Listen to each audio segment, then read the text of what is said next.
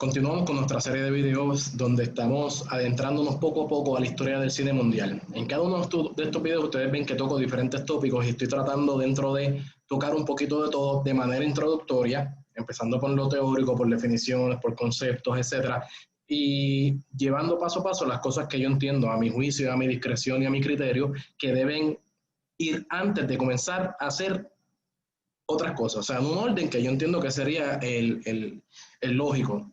Quizás están regados temáticamente, claro, porque de repente estoy hablando de sonido y en otro video estoy hablando de otra cosa y luego vuelvo y hablo de historia de cine y luego, y quizás puedes parecer un poquito anarquista, pero creo que puede funcionar. Y ahí pues no sé, igual sus preguntas, dudas y sugerencias son más que bienvenidas.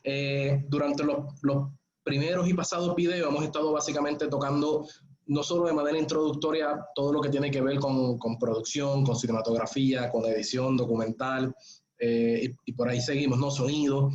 Eh, pero hemos tocado también, para llegar a la historia del cine, tuvimos dos videos o tres que fueron básicamente de historia de arte. De ahí entonces hemos pasado poco a poco, a través de la evolución del arte, nos empezamos a adentrar a los orígenes del cine. Pero ya llegamos a un punto en que para poder continuar hablando sobre los orígenes del cine es importante hacer una stop y hablar de la historia de la fotografía. Y este es un primer video sobre los orígenes de la fotografía, porque eventualmente tengo que hacer otro video donde vamos a abundar ya en detalle sobre el desarrollo y la evolución de la fotografía, que se considera el octavo arte. Es curioso que se considere el octavo arte porque, como vemos, llegó antes del cine y el cine es considerado el séptimo arte, pero eso vamos a ver por qué ocurre y por qué más adelante, cuando entremos propiamente a hablar del desarrollo y la evolución de la fotografía. Por el momento vamos a hablar de los orígenes de la fotografía porque es importante tocar este tópico para entonces poder en los próximos videos seguir abundando en la historia y el desarrollo del cine. Pues bueno, hoy en día con los celulares, la fotografía está al alcance de todos. Yo creo que a diferencia de mi generación y mis generaciones pasadas, donde no todo el mundo tenía la oportunidad de tener una cámara en sus manos y era común, era súper común que tú le dieras una cámara a alguien y no supieran bregarla, no importa cuán sencilla fuese esa cámara. ¿Dónde, primo? Y entonces tomaban fotos y le cortaban la cabeza a alguien o los pies, tomaban fotos malas. Hoy en día, ¿verdad? Que es bien raro de que hay gente que toma fotos malas, las hay, pero de que es bien raro que se den errores grasos, es bien raro, punto. No es tan común, ¿sabes?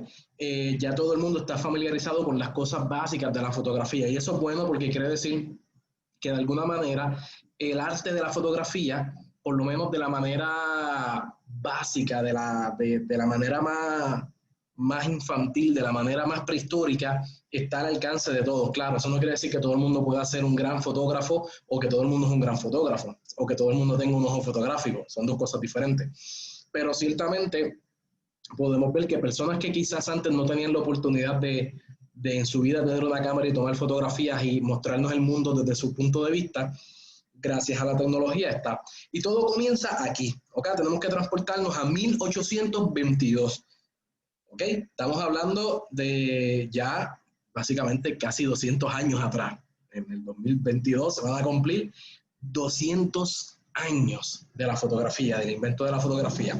Y es que este señor que ven en esta fotografía aquí, el científico inventor francés Joseph Nipsey, hace en el 1822 unas primeras imágenes. Este señor estaba experimentando y él sabía que podía encontrar una manera a través de químicos de plasmar imágenes. Ok, cuando estemos en las clases de iluminación vamos a ver cómo funciona la iluminación y esto yo creo que ya en dos videos anteriores lo he mencionado, pero la luz, hablamos del sonido que son ondas, le voy a adelantar que la luz viaja igual, ¿ok? En líneas rectas. Y esto lo vamos a ver en las clases de iluminación, pero les doy un hint adelante.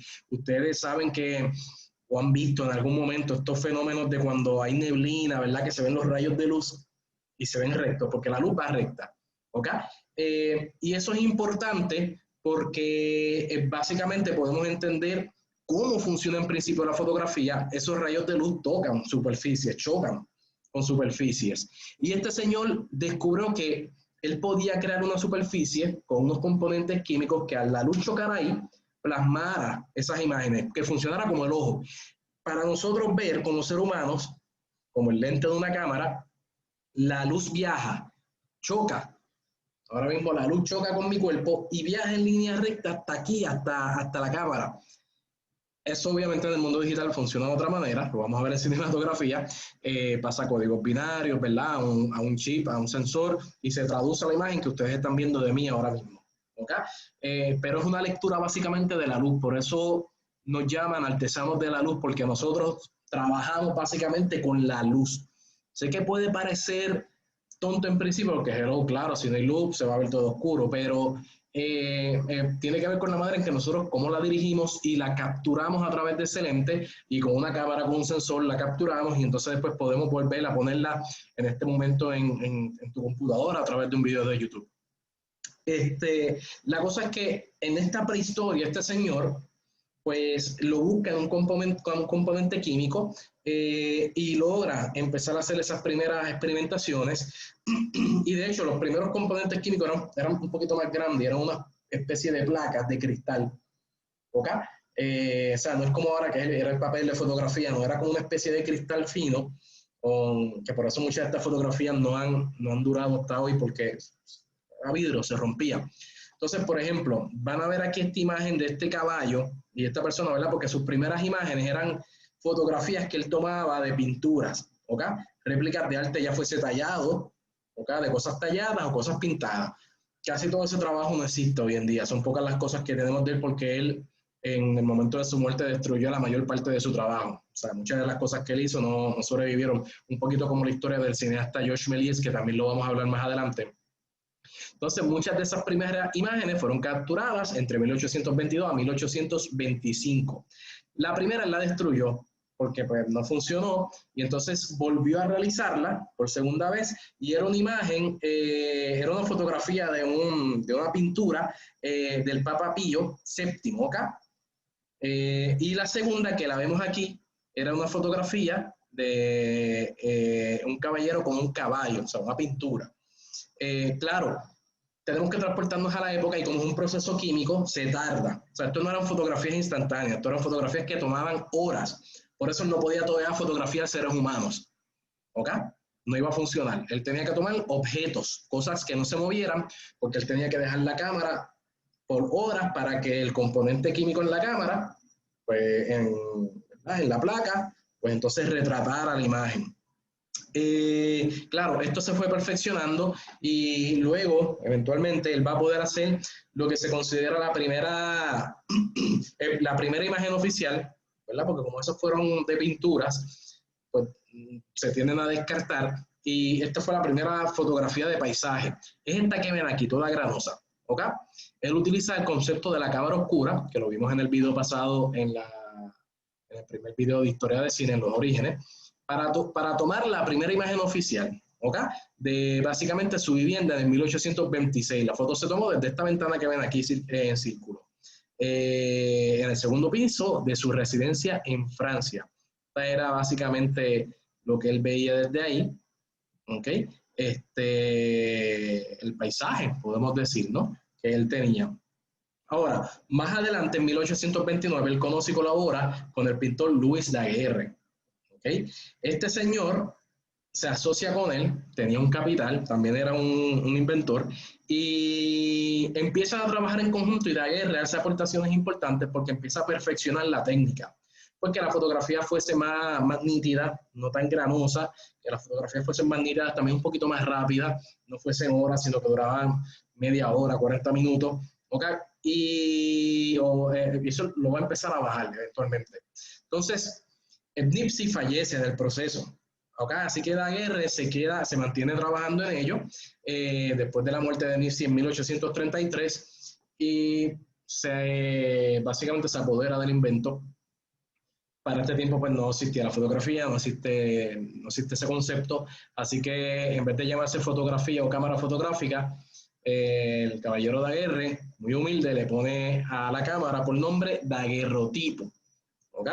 Así que tú no tenías cámara, tú tenías daguerrotipo en la época. Y el daguerrotipo era un proceso fotográfico creado por el mismo Louis Daguerre luego de la muerte de Nipsey. Este proceso fue utilizado durante los próximos años por Daguerre y otros fotógrafos en Francia, y se va a empezar a esparcir en Estados Unidos.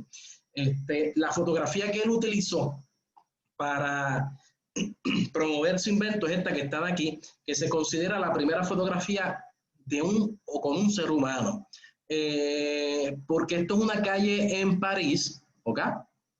Esta foto, cuando él la toma, a mí me gusta pensar, la manera en que me lo han transmitido esta historia, es que él la toma un día donde hay mucho tráfico. O sea, cuando digo tráfico, no existen los automóviles todavía, pero están los carruajes con caballos, etc. Tienen que imaginar que cuando él toma esta foto no está así de sola. Hay gente caminando, hay caballos con sus carruajes caminando para arriba y para abajo. En Puerto Rico, esto sería una imagen de un domingo en el viejo San Juan. ¿Ok? Antes de la pandemia. Pues, ¿qué ocurre? No vemos nada, porque el proceso para retratarse tardaba minutos, ¿ok? 7, 6 minutos, quizás un poquito más, y dependiendo, ¿verdad?, la cantidad de luz que hubiese. Y para mantenerte, para que la imagen se retratara, tenía que estar quieto, ¿ves? Como los edificios, mucho. Como los carruajes y las personas están caminando, pues simplemente no pudieron ser retratadas porque la cámara no los captó, no se quedaban quietas. Pero no pasó con esto que ven aquí. Si se fijan, es un señor que está recibiendo el servicio de un limpiabotas. De hecho, podemos ver, fíjense aquí, que está la persona inclinada. O sea, que podemos ver algo del segundo individuo que le está lustrando los zapatos. El tiempo que ese caballero estuvo parado ahí, 3 minutos quizás, no sé cuánto, ¿verdad? El tiempo que haya sido fue lo suficiente para que el daguerrotipo lo pudiera retratar, ¿ok? Y está inmortalizado, esta persona anónima que jamás sabremos quién es. Y con esta imagen nace oficialmente el daguerrotipo. En París entonces se empieza a comercializar y a vender. Esa fotografía se conoce como Boulevard du Temple. Al año de tomar esa fotografía, el gobierno francés anuncia y le ofrece al público el uso de esta cámara en agosto de 1839. Para diciembre de ese mismo año, el daguerrotipo tenía ya un impacto enorme en Francia. De ahí va a pasar a España y por ende a Estados Unidos. Empezaron a abrirse estudios de fotografía, habían filas largas de personas con el deseo de tomarse una foto. De esta manera, la fotografía pasa a ser algo, fue más de uso, o sea, llega al público, claro, no todo el mundo podía tener una cámara de foto, un daguerrotipo, no todo el mundo podía costear un retrato, no todo el mundo tenía para enmarcarlo y tenerlo en su casa, etc. Así que muchas de estas personas, obviamente, estamos en tiempos en donde no existe clase media, lo que existe pobres o ricos, punto. ¿Okay? Tú eras pobre o eras rico, no había de otra. Así que la gente de alta sociedad eran los que podían costearse este tipo de retratos, ¿verdad? Y aquí tenemos algunos de los que se han podido conservar, ¿no? De esa época. Son imágenes cristalizadas, ¿ok? O sea, cuando digo cristalizadas, quizás no estoy utilizando el lenguaje correcto. Es que en vez de ser una placa de papel, como hoy en día, ¿verdad? Que cuando se tomaban las fotos las teníamos con hojas de fotografía. Esto eran básicamente hojas de cristal, era como de cristal cristalizado. Así que tampoco existía un negativo, era una foto única. ¿Okay? La imagen era única e imposible de reproducir, como hoy en día se hace con los negativos y con la fotografía digital. So, se te rompió esta foto, se te cayó. Esa era la única copia. ¿Okay? No existía más nada, murió ahí. La foto se veía en pedazos de metal, ¿okay? Y el proceso de revelado era peligroso, ya que una de las sustancias utilizadas era el mercurio. Por eso también uno va a leer bastante que muchas de estas personas, estos primeros fotógrafos, fallecían jóvenes, a los 20 y pico, o antes de los 30 años, y también perdían los dientes, o se le podrían, porque estaban utilizando básicamente mercurio para ello. Esto nos va a llevar a Edward Muybridge. Y Edward Muybridge es lo que vamos a discutir en el próximo video, donde vamos a estar hablando sobre los orígenes de la fotografía, porque Muybridge va a ser el enlace entre la fotografía y el cine, ¿ok? Y él va a hacer algo bastante importante para dar los fundamentos, la base para la cinematografía, y obviamente ya eso lo veremos en los próximos videos que estaremos discutiendo sobre la persona de Edward Muybridge.